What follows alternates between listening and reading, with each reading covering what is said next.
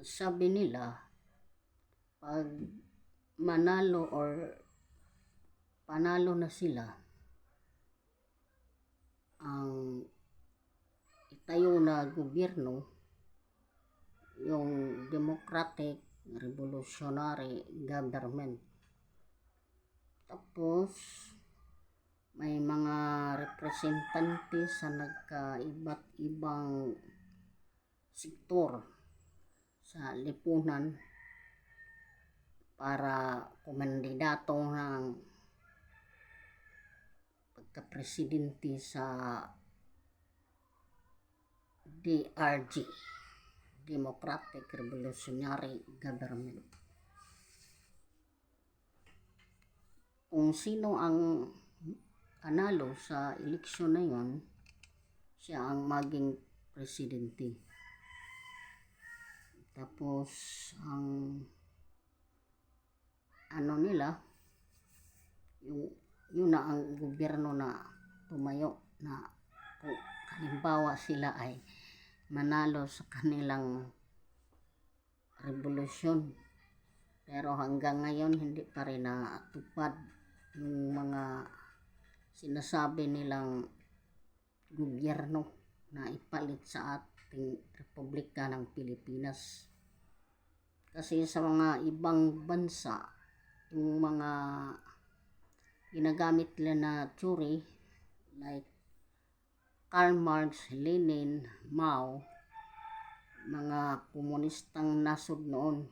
Pero yung namatay na sila, bumalik yun sa dati na gobyerno, ang komunista, kasi ayaw nila ng komunista eh. Yung si Karl Marx at si Lenin at Mao, yun ang theory na ginagamit nila sa ilan na ideolohiya. May naiwan pa na bansa ng mga dekada 90 na komunista, ang bansang Cuba, na si Fidel Castro ang naging presidente doon sa bansang Cuba. Nung namatay si Fidel Castro, bumalik naman sa dati ang gobyerno nila, tulad ng Russia, China, bumalik sa dating gobyerno. Hindi nagtagal ang gobyerno ng komunista. Kung ano man yung gobyerno na itinayo nila, yun ang mga mahihirap ang maging nasa gobyerno. Yung mga mayayaman hindi nabigyan karapatan na kumandidato sa pagka-presidente. Yun, yung mga sektor na, iba-ibang sektor, magsasaka, kabataan, kababaihan, mga labor, lahat-lahat ng mga organisasyon, sila na ang mga representante sa bagong gobyerno na itinayo nila. Pero hanggang kailan kaya matagumpay ang kanilang mga pangarap? Golden years na ang pakikibaka nila. Pero hanggang ngayon, nasa marcha rally pa rin sila. Hindi pa nila naagaw ang gobyerno. Siyempre, ipinsahan ng gobyerno na di maagaw sa komunista ang ating bansa. Mahirap na ng gobyerno ng komunista, o ibang bansa nga nagkomunista, hindi naman sila nagtagal sa kanilang gobyerno. Yun naman ang pinapaniwalaan ng mga organisasyon na kapag sila na ang panalo, sila na ang nasa gobyerno na yun. Pero mahirap naman pag ganun. O sabi nila yung pag makatayo na ang gobyerno ng Democratic Revolutionary Government, pamimigay na yung mga lupa ng mga asyendero. Yung mga magsasaka lang yun sa sa asyenda ang mabigyan ng lupa kung halimbawa manalo. Kasi yung magsasaka 75% ang karami.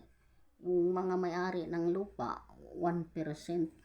Paano magkasya sa lahat ng mga magsasaka ang lupa na ibigay nila? Isipin natin na makasya ba yun? Pwede ba yun? Lalo na sa ibang lugar na walang asyenda. Siyempre ang mabigyan ng benepisyo kung halimbawa yung mga nasa asyenda nagtrabaho, yung mga factory, ang gobyerno na magpalakad ng negosyo, yung mga negosyo at lahat ng mga negosyo, ang gobyerno na magpalakad ng DRG, Democratic Revolutionary Government. Kung halimbawa sila ang manalo, pero kung manalo man hindi magtagal tulad ng mga ibang bansa na mga komunista. Siguro ang Cuba nagtagal kasi si Fidel Castro ang presidente nun. Pero hindi yun mangyari kasi matagal na yung pakikibaka nila. Kailangan ang gobyerno gumawa ng mga paraan, lalo na sa mga liblib na mga lugar na maabot ng mga kalsada, mga kuryente, kasi yun ang madali na maorganisa ng kabila, yung sa kaliwa. Kailangan yun ang gobyerno humanap ng mga paraan para sa mga tao na uhaw tulad ng dati na uhaw sa pangangalaga ng gobyerno. Doon sila sa kabila kasi doon niya inasahan na doon magtagumpay, na doon may masolusyonan ang bawat problema ng mamamayan. Pero hindi, kundi ang gobyerno lamang, ang Republika ng Pilipinas, kahit nagkawatak-watak, gawin naman ng solusyon sa ating gobyerno.